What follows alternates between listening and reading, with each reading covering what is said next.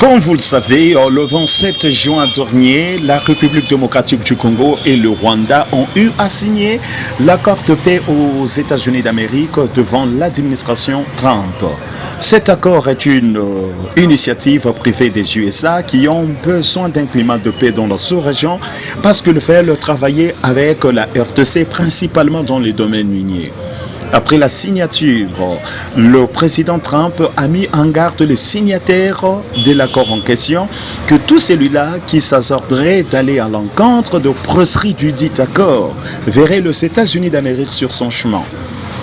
Dans une interview antérieure, Massad Boulos avait eu à dire clairement que la position des États-Unis d'Amérique, c'était que les troupes rwandaises se retirent de la République démocratique du Congo et que le M23, s'ils sont congolais, déposent les armes. Le tout selon les dispositions de Nairobi et Luanda.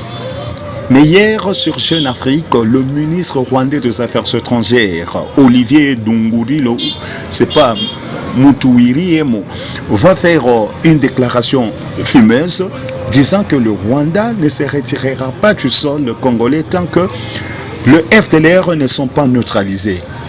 Parce que les Rwandais ont l'obligation de renforcer leur présence et rester en RDC où il y a leurs ennemis qui menacent la sécurité du Rwanda. Certes, la thèse, vous le savez, de FDLR a toujours été un alibi, un mensonge de Kigali.